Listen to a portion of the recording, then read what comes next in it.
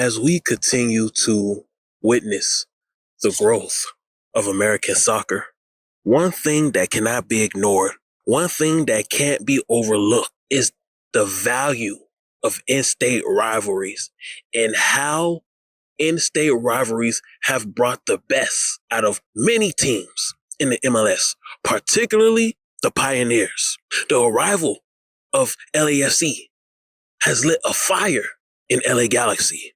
The charge that NYCFC is taking in becoming the premier team of New York and taking over New York has forced the New York Red Bulls to step its game up and play better.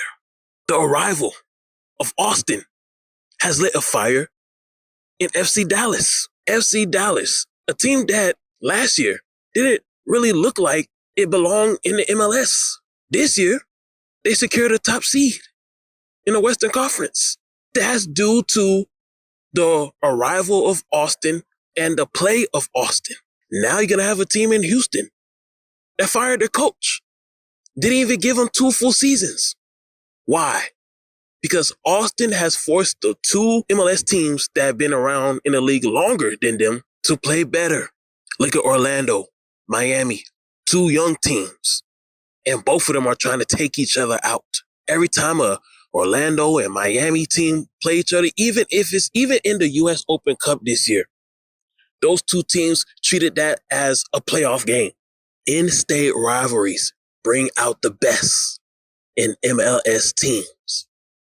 So when it comes to DC United and how DC United can perform better to avoid being one of the forgotten teams, along with New England in the 2020s, DC United needs a legitimate in-state rival.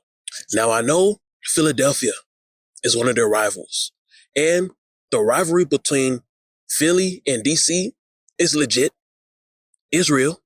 As a matter of fact, the DC United-Philly rivalry is more fierce and intense than the NYCFC-Philly rivalry.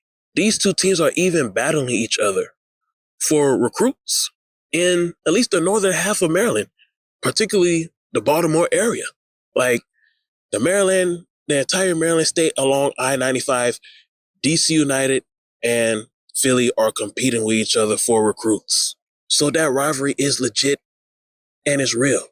But it's just something in the MLS about an in-state rival that brings out the best in MLS teams. Kansas City, you're going to see what I'm talking about this season. The arrival of St. Louis is going to up your game.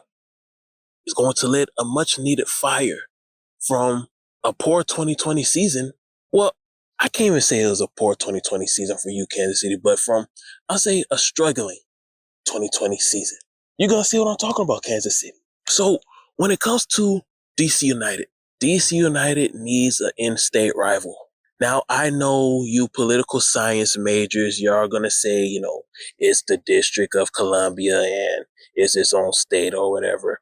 Look, I'm not talking about political boundaries. I'm talking about regional boundaries. Regionally is physically located inside the state of Maryland. And Prince George County and parts of southern Maryland is considered the DC Metro, the Washington, D.C. Metro. So Maryland is the unofficial state for Washington, D.C.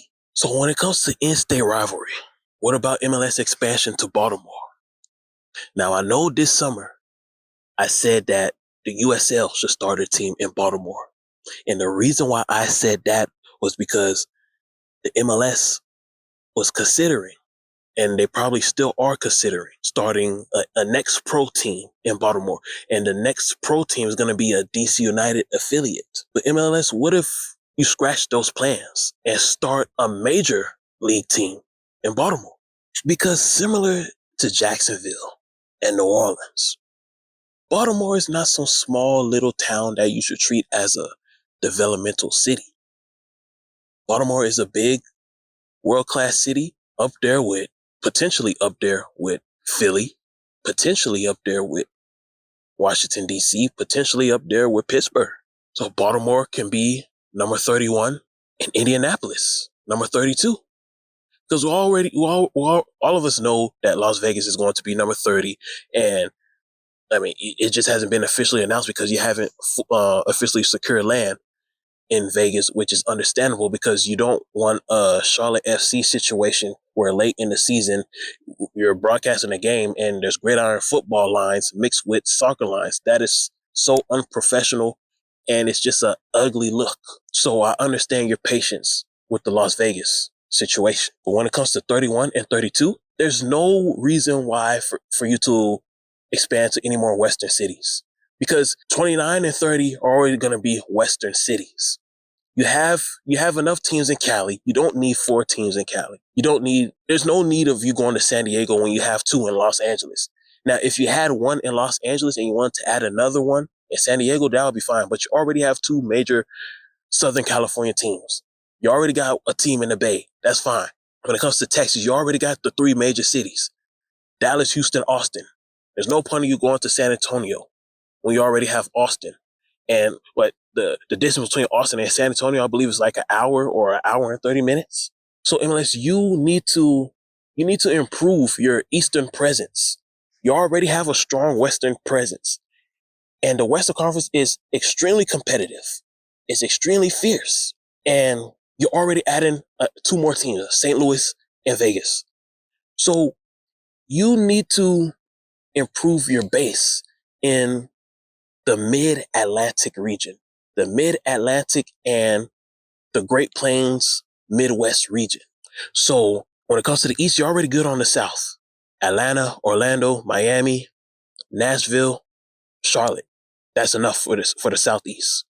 The Northeast, you got Philly, you got the 2 New Yorks, you got New England.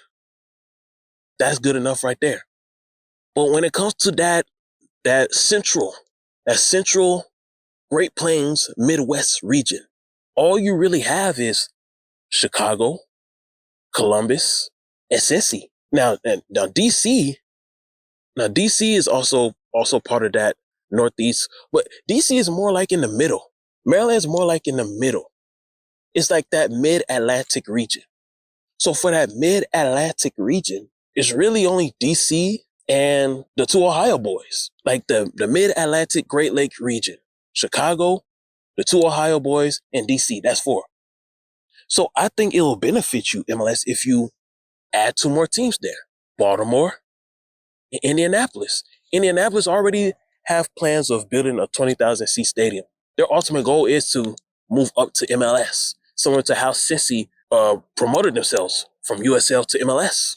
More regional teams that DC United can compete with and develop fierce rivalries with, it will help the overall state of the team. It will help the team perform better. So those are my final 2 teams for MLS expansion, Indianapolis and Baltimore. And I'm going to touch more on this in another monologue. Give DC United an in-state rival in Baltimore, and the overall state of the team will improve from the front office to the coaching staff to the players. The fan support will get better, similar to how LA Galaxy has improved. New York Red Bulls have improved. FC Dallas have improved. Columbus is starting to become more competitive. Because look, Cincy is now the face of Ohio.